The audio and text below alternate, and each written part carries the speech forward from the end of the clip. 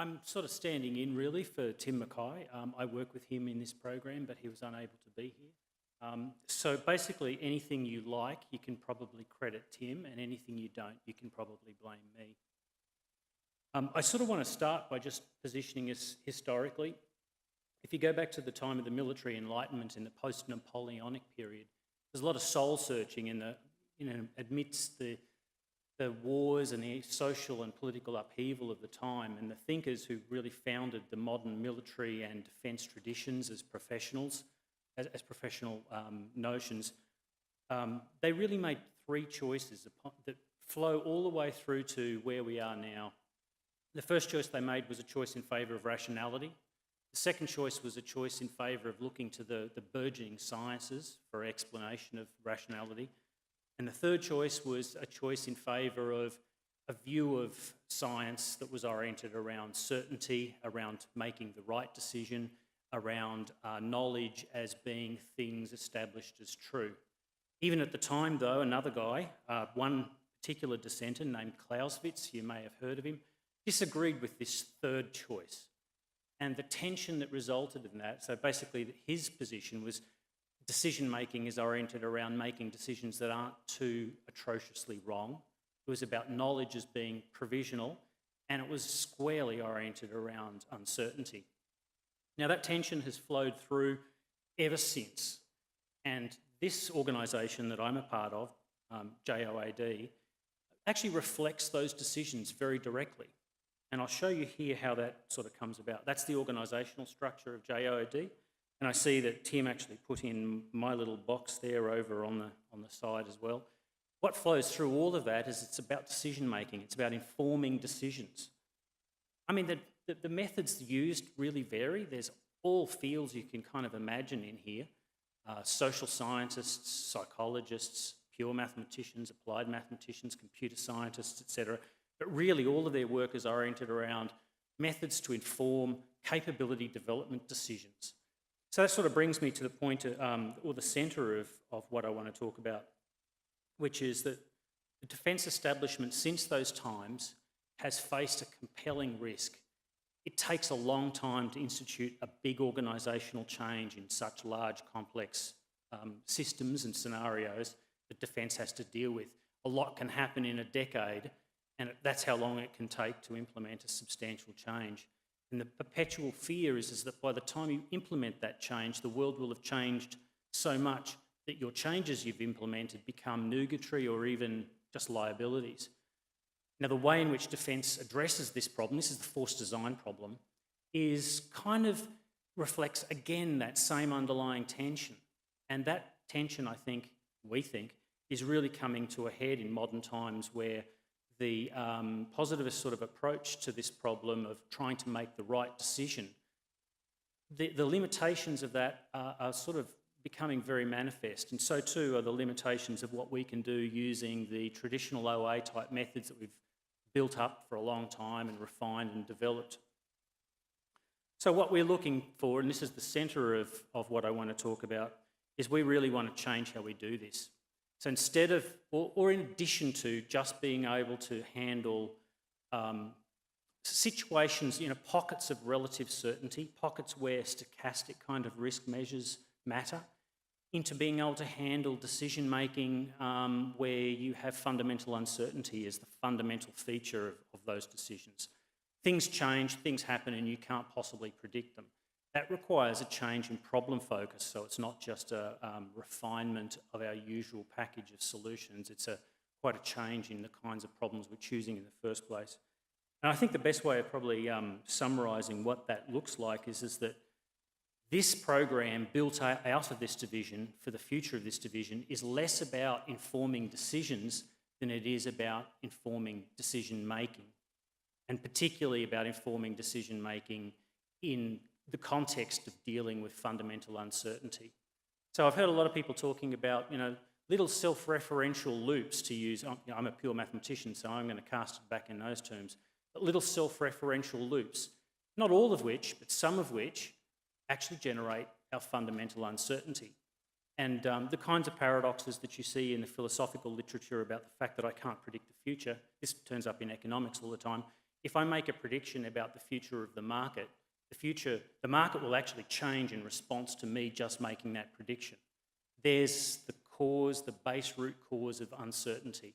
Well, that plays out in defence capability development as the standard solution to the force design problem and, in fact, the force employment problem, which is where we end up picking up some of the limitations of what we've been doing in the past in an ad hoc way, because force employment has its own little force design problem embedded in it in a sort of a rapid cycle to try to fix up the, beg, borrow or steal whatever you can to make it work on the day. And we kind of think that in the longer term we can do a lot better than this, and our science needs to progress in order to do that. That's basically the guts of what I'm saying. Now, this is my problem statement for the SRI. It's a multi-million-dollar program that we're developing. It's a 5-year program, and we're just in the process of launching it. But this is basically the problem statement that it's all about. How do you actually handle decision-making problems where the consequences of those decisions will play out in a future that you can't control and you can't predict? You can also, sort of a bit orthogonal to this statement, you can view it in terms of every decision I make, if I'm a capability developer, is actually simultaneously a solution to multiple competing, perhaps even incommensurate problems. Sometimes it'll be a very poor solution to some of those problems, like if it doesn't give me resources, I might not be happy. But maybe it's a better solution to other problems, and you've got to kind of handle all of that together as a package of complexity. This is the basic themes within the program. I'll pick out the top one. I'm not real sure I like the conquering uncertainty. I get what we're saying, but I think it's sort of not quite the right phrase, because uncertainty is something you both cope with, but we tend to forget, and this is very Clausewitzian, certainty is also what creates opportunity. So we are, in our program, looking both at how do you hedge against exposure to outcomes that you really don't like, but also how do you recognise an opportunity when it leaps up and bites you in the butt. I'll skip past some of this because Tim is over-prepared for me. I think he wanted to keep me on the point. That's pretty ambitious. The machine-discovered behaviours, there's 7 of these project areas, and I'll just touch on a few of them, pick out a couple of points. This is really about using artificial intelligence mechanisms to try to look at new tactical behaviours and ultimately new sort of ways of operating. And particularly what's not listed so clearly there is it's just assumed that it's under conditions of complete uncertainty or very strong uncertainty.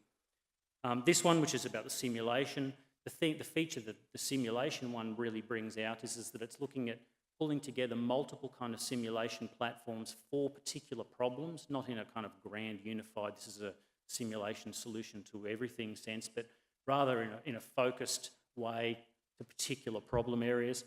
And it's got a number of kind of scenarios, force design scenarios we call them, that it's really working on. There's some data management stuff.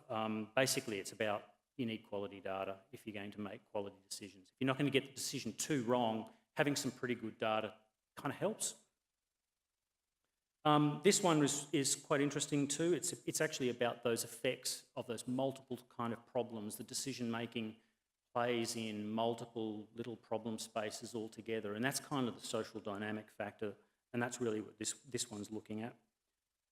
This one here is another component of what we're doing.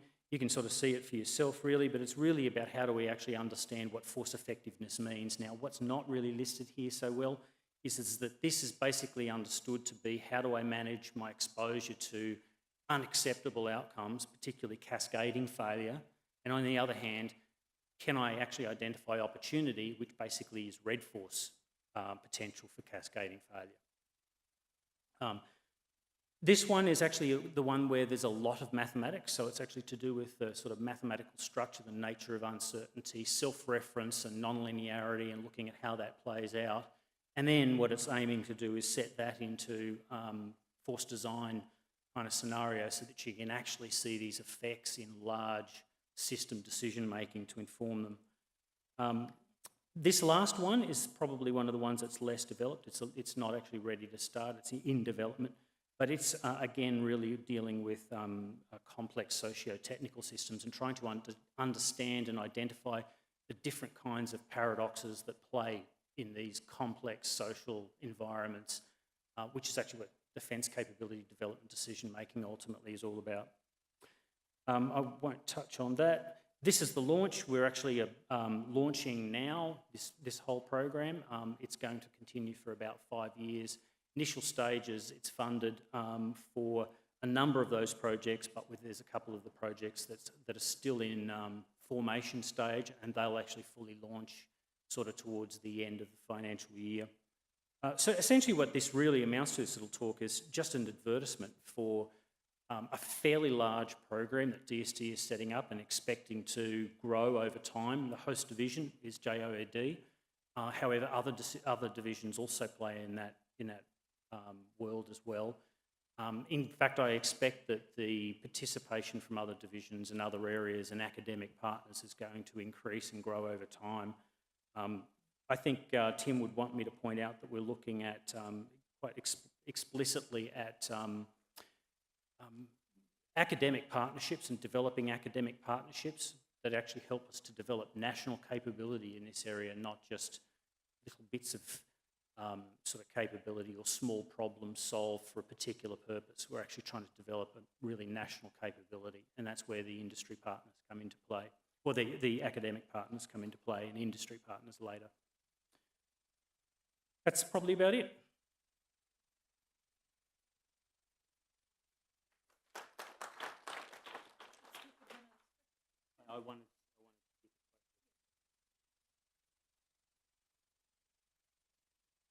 Do you need the microphone?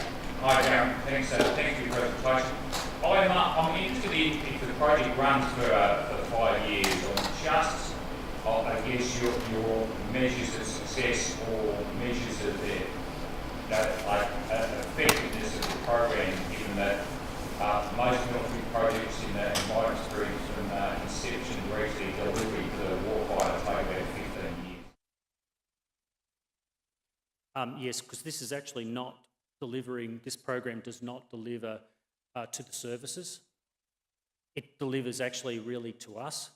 So it delivers scientific capability, new science to enable basically the tasking, the normal tasking kind of process and the normal business model within this division in particular, but also others will change. And it's through that we would expect the measure of, the final measure of success will actually be hard to measure in that sense. This program is actually measured just on its ability to generate that new scientific capability. And then divisions, especially this one, but also others, will be measured later on the ability to deliver that into client programs. And that would take a longer 7 years.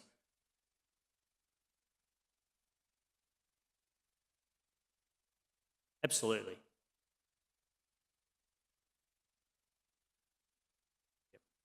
I mean, I'm casting it sort of more, in simplistic terms, because in fact some of these projects are already doing things that associated task clients are interested in and using. It's just that that's not kind of a driving focus for the program. That is a driving focus for the associated tasking program.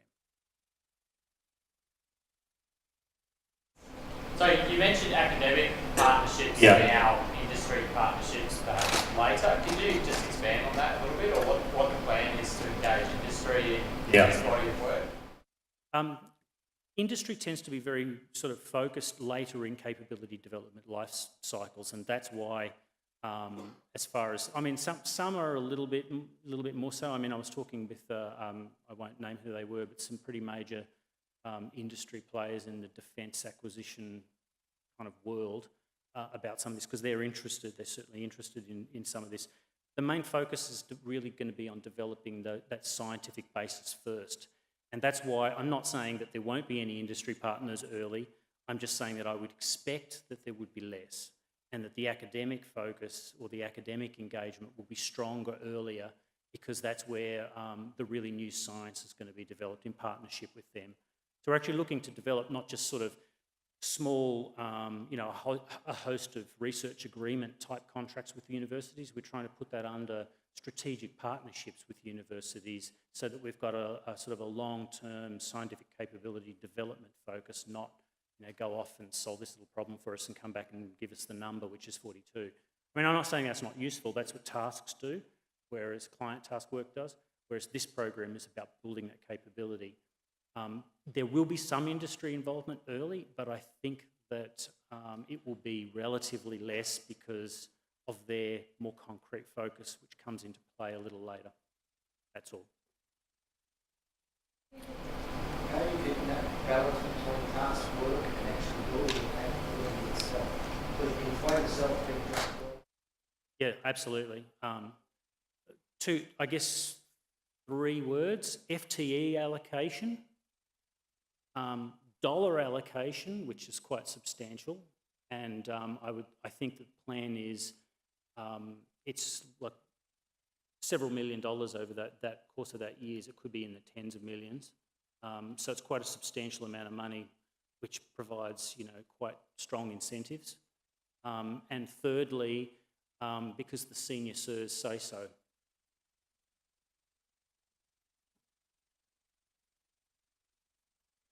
Thank you.